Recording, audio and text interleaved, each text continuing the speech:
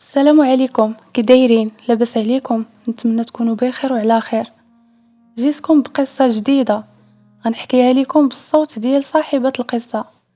قصة صراحة مؤثرة وكتزعزع الخاطر وكتخليك تسرح وتفكر في بزاف ديال الحوايج، وكتخليك دير إعادة النظر في التصرفات ديالك وفي النظرة ديالك للحياة. خليكم معايا، ما تمشيو فين. الا كنتي اول مرة كتشوف القناة ما تبخلش علينا بالاشتراك وتفعيل الجرس وكذلك لايك للفيديو باش يشوفوه بزاف ديال الناس. انا خديجة، مغسلة اموات. هاد الخدمة ماشي غير مهنة، هادي رسالة وامانة. عندي بزاف ديال السنين وانا في هاد الطريق. شفت بزاف ديال الجوتات، شفت الم وشفت دموع وشفت حتى الفرح. هايه راه حتى وسط الموت كيكون بعض المرات واحد النور وطمأنينة كيخليوك تحس بالفرح.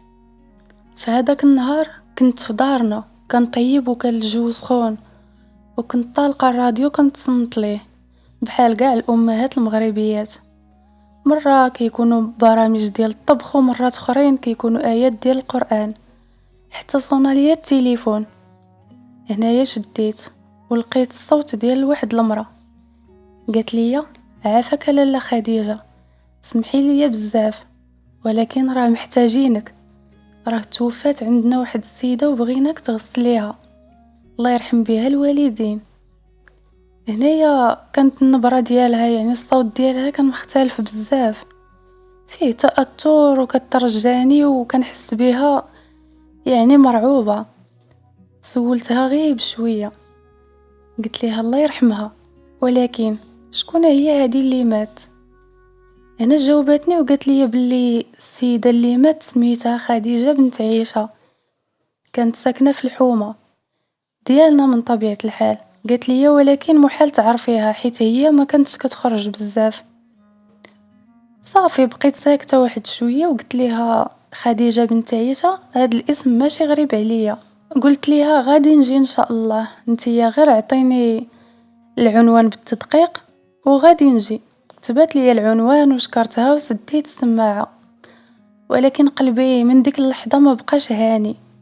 كان عندي واحد الاحساس غريب كيدور في صدري، بحال ما غاديش نعيش تغسيل غير عادي. يعني كنت كنحس باللي هاد المرة غيدوزو اجواء ديال التغسيل ديال هاد الميتة في شي شكل، يعني ماشي كيف العادة. كنت كنحس بواحد الطمأنينة ممزوجة بحيرة، يعني كنت حيرانة بزاف، وكانوا بزاف ديال التساؤلات كيدوزو ليا في راسي بسرعة البرق. وهنا هزيت يدي للسما وانا نطلب الله، قلت: اللهم اجعلني في سبب في الرحمة ليها، يا ربي اجعلني سبب في الرحمة ليها وغسلني انا قبل منها من كل ذنب.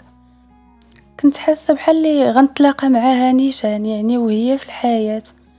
المهم واحد الاحساس كان غريب عمري ما حسيت بحاله. بديت كنوجد في الادوات ديالي، الماء اللي دافي والصابون طبيعي والكافور وواحد الزويف بيض، وقلبي كان مشدود عليا ديال بصح. لبست جلابتي اللي كانت في اللون الابيض، حيت ديما فاش كنبغي نمشي نغسل شي ميته كنلبس جلابه بيضه. وهزيت واحد الساشيه صغيره وسديت الباب ومشيت الطريق كامله وانا كنتعجب، حيت الزناقي ودوك البلايص كامله اللي دزت منها واللي موالفه كندوز منها داك النهار كانت ساكته، ما كاينش الحس ديال بنادم، وكتسمعي الطيور هما اللي يصفروا في السماء، يعني واحد السكون سبحان الله ما عمره ما كان من قبل. وكنت كنحس في الداخل ديالي بواحد النبض مختلف. وصلت قدام الدار ديالهم. الدار كانت مصبوغه بالبيض وفيها الباب ديال الخشب، ولكن كان قديم بزاف. وسبحان الله العظيم، واخا الدار قديمه وداك الباب كيبان قديم وراشي، ولكن الدار فيها واحد الهيبه في شي شكل. دقيت وبقيت كنتسنى حدا الباب، تخرجت عندي واحد البنت باقا شابه، كانت مغطيه وجهها، خلات غير العينين هما اللي كانوا كيبانوا، وكانوا حمرين بزاف ومزنقين من كثرة البكا. قالت لي بشويه: مرحبا لاله، شكرا بزاف حيت جيتي وما رديتيهاش في وجهنا. هنا جاوبتها وقلت ليها الله يرحمها ويغفر ليها، وري لي البلاصه الا كانت موجوده باش ندخل ندير داكشي اللي خاصني ندير. دخلت للدار وكان اول احساس غنحس به يعني كان واحد الهدوء عجيب، ماشي داك الهدوء ديال الصدمه ولا بحال شي حاجه خايبه واقعه، لا بالعكس، كانت واحد الطاقه طيبه عامره بها الدار، واحد الاحساس بحال ماشي داخله على قبل الموت، بحال مشيتي غير زياره. وصلاتني لهديك البيت اللي كانت فيها الجثه. الغرفه كانت وسط الدار والباب مفتوح، والريحه اللي كانت خارجه من ديك البلاصه كانت مختلفه بزاف، ما كانتش فيها ريحه الموت اللي متعوده عليها انا ديما، ولكن كانت واحد الريحه طيبه، ويعني واحد الريحه غير بارده كما كنقولوا، يعني ماشي مجهده ولكن في نفس الوقت ريحه طيبه. وما كان لا دموع لا نواح، ما كاينش دوك النواحات اللي كيبكيو بحال كيغنيو، وما كاينش الدموع، يعني الناس كانوا هادئين لواحد الدرجه ما تصوروهاش. دخلت وبقيت واقفه شويه قدام الجثه وقلبي بقى كيضرب بالجهد. السيده كانت في منتصف العمر، وجهها مرتاح وعينيها مغمضين، وفمها كانت فيه واحد الابتسامه خفيفه وواحد النور خفيف كيبان على الجبهه ديالها.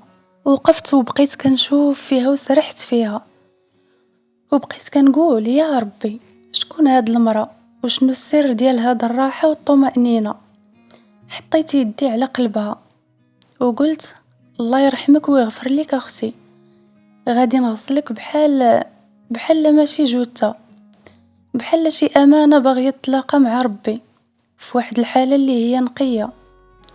في ديك اللحظة عرفت انني دخلت لواحد التجربة اللي غتبقى محفورة في قلبي العمر كامل. هنا جاوني الفضول وقررت نسول البنت ديالها باش نعرف التفاصيل، يعني كيفاش احتمت هاد السيدة. قلت ليها شنو وقع ليها، واش مرض ولا حادث. هزات كتافها وقالت لي لا كانت بخير، صلات العصر وتوضات وبقات كتقرا في المصحف، ومن بعد بقات ساكته. سولتها قلت لها واش كنت كتصلي ديما؟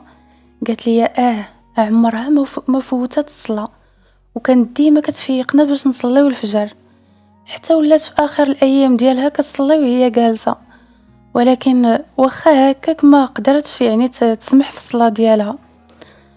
هنا حسيت بقلبي زاد كيضرب بالجهد، وحسيت براسي بحال راني واقفه على شي وليه صالحه ماشي جثه عاديه.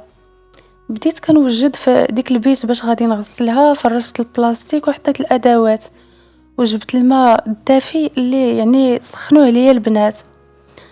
كانت اول مره في حياتي كنحس براسي خايفه، ماشي الخوف من الموت ولكن رهبه من القداسه اللي حاسه بها من جهه هاد السيده. وقفت قدامها وانا نقول اللهم اجعل هذا الغسل طهاره ليها من الذنوب، وفتح لي باب رحمتك، واغفر لي انا قبلها، واختار لي خاتمه حسنه، يعني كما هي يعني بحالها.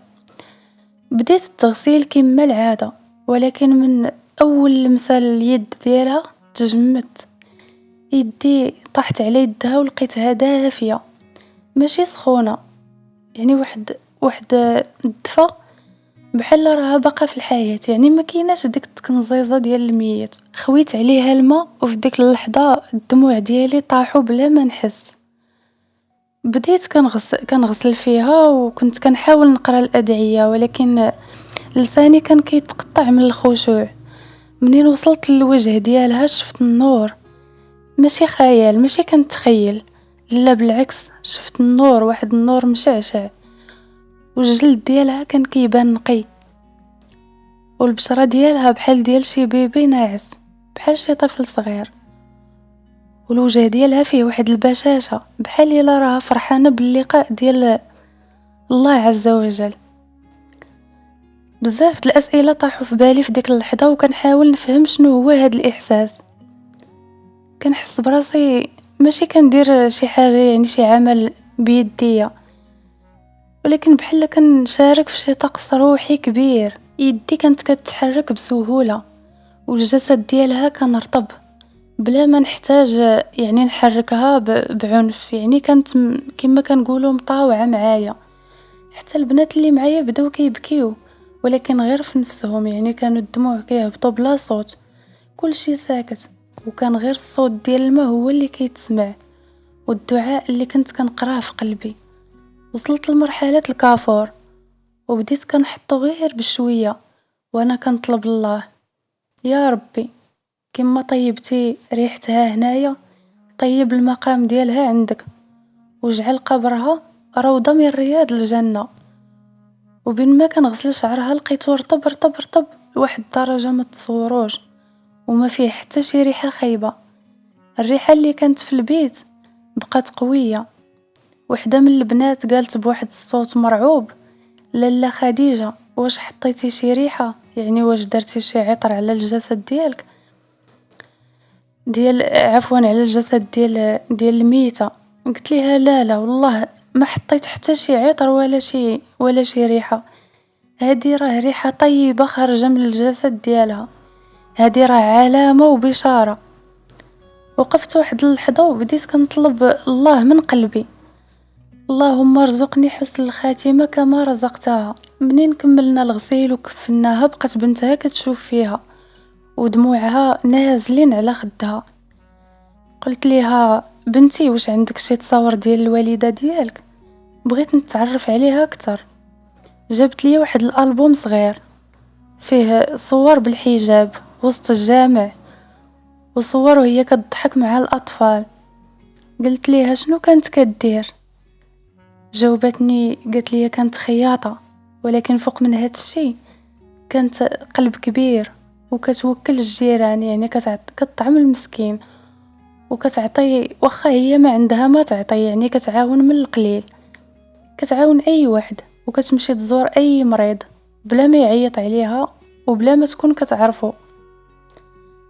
هنايا قلت في قلبي: ماشي غريب، ربي عطاها حسن الخاتمة حيت كانت حنينة على الخلق ديالو. وقالت لي: راه الام ديالي كانت ديما كتهز المصحف وكتحطو تحت المخدة، وكتقول لينا بغيت نموت وانا في ذكر الله. وفاش مات كان المصحف مفتوح والسبحة ديالها حداه. صراحة ما قدرتش نجاوب بنتها، وبقيت غير يعني بقيت ساكتة وواحد الإحساس في شي شكل. فاش خرجنا بالجنازة ديالها الجو كان صافي، وكانت يعني الزنقة كانت هادئة، ما كاين لا ضجيج لا صداع لا حتى حاجة. وجا واحد الحشد كبير ديال الناس، جاو ناس كبار وصغار، رجال وعيالات ودراري صغار، كلهم كانوا كيقولوا نفس الجملة وكيشهدوا للمرحومة أنها كانت طيبة وكانت كتضحك في وجه الناس كاملين. في المقبرة جا واحد الراجل كبير شيخ في المسجد، وقال باللي شاف وجهها بعد الموت وشافها وهي ضاحكة، وقال ليهم: هذه راه ماشي جثة، هذه قصة من الجنة، ربي كتبها باش يعطينا عبرة. فاش دفنوها حسيت قلبي بحال طاح مع الميتة، وبقيت ساكتة شحال من دقيقة. منين رجعت للدار حسيت بشي حاجة في الداخل ديالي تبدلات. جلست وشديت الدفتر ديالي وكتبت فيه: اللهم لا تحرمني من حسن الخاتمة، ولا تجعل الموت مفاجأة فيها ندم. رجعت لدارنا في ديك العشية وكنحس بقلبي ما بقاش كما كان من قبل، رغم انني ديما كندير هاد المهمة وكنغسل الاموات، ورغم انني شفت بزاف ديال الجثث قدامي، ولكن هاد المرة كانت شي حاجة مختلفة، شي اثر باقي عالق ليا في الصدر ديالي. واحد النور خلاني نحس انني انا اللي تعلمت ماشي غير غسلت. بقيت جالسة في الصالة وطفيت الضوء وخليت غير واحد الشميعة شاعلة، وبديت كنراجع الشريط ديال اليوم، اللقطات كاملة كتعاود تطلع ليا قدام عيني. وجه خديجة وهو مبتسم، ريحة ديال الطيب اللي كانت كتفوح من الجسد ديالها بلا حتى شي سبب، ورجليها اللي كانوا موجهين للقبلة بحال الا كملات الصلاة وخرجت منها على خير وبخير. البنت ديالها وهي كتحكي الدموع ديالها نازلين، وحتى الشيخ في المقبرة اللي كان كيهضر على البشارة. كلشي كيجري في بالي وانا ساكتة. مشيت لبيت النعاس وجبت الدفتر ديالي القديم. هاد الدفتر كنكتب فيه كل حاجة كتحركني من نهار وليت كنغسل الاموات، وكتبت فيه هاد الليلة خديجة بنت عيشة ما كانتش معروفة وما كانتش مشهورة وما كان عندها لا فلوس لا صور في السوشيال ميديا لا كلام بزاف، ولكن كانت معروفة عند سيدي ربي وكانت غالية عنده، حتى عطاها حسن الخاتمة بحال الشهداء، بلا دم بلا غوات بلا والو وبلا حتى آلام. ماتت وهي طاهرة وجهها منور، والجسد ديالها كيشهد على أن الموت ديالها كانت مزيانة بزاف. صراحة الوفاة ديال خديجة علمتني أن الجمال ماشي في الشكل ولا في الثروة، ولكن في القلب اللي عامر بالإيمان والرحمة. علمتني أن الخدمة ديالي ماشي غير طقوس، ولكن فرصة باش نكون شاهدة على الرحمة ديال الله. وعلمتني أن حسن الخاتمة كيتبنى كل نهار في المعاملة، في الصلاة، في العفو، في الصبر وفي الحب الخالص لله. بقيت كنقلب الصفحات ديال الدفتر وكتبت في الأخير بواحد الخط كبير وصيتي لكل مرة ولكل راجل ولكل بنت كيقراو هاد القصة: خليو حياتكم بسيطة ولكن قلوبكم عامرة. خليو الناس يدعيو معاكم بلا ما يعرفوا علاش. خليو الله يشهد عليكم قبل ما يشهدوا البشر. خليو حسن الخاتمة هدف ماشي حلم. وما تنساوش اللي كيعيش مع الله غادي يموت معاه. خليت الدفتر وبكيت، ماشي البكا ديال الحزن ولكن البكا ديال الشكر، حيت ربي وراني بعين وحدة أن العباد ديالو اللي كيحميهم في الحياة كيكبر بهم حتى في الموت. من داك النهار كل ما كنغسل شي ميتة كنطلب الله: يا ربي إلا كانت حسن الخاتمة بحال ديال خديجة جعلها من نصيب ديالي ومن نصيب كل عبدة صالحة كتخدمك. القصة ديال خديجة سالات، ولكن القصة ديالك نتا باقية. ماشي مهم شحال عشتي، ولكن شحال زرعتي من الخير وسط الناس. وماشي مهم كيفاش غتموت، ولكن شكون اللي غادي يشهد لك بعد الموت. ربي يجعلنا من الصالحين ويختم لينا بخير ويجمعنا في دار السلام. شكرا لكم على الاستماع.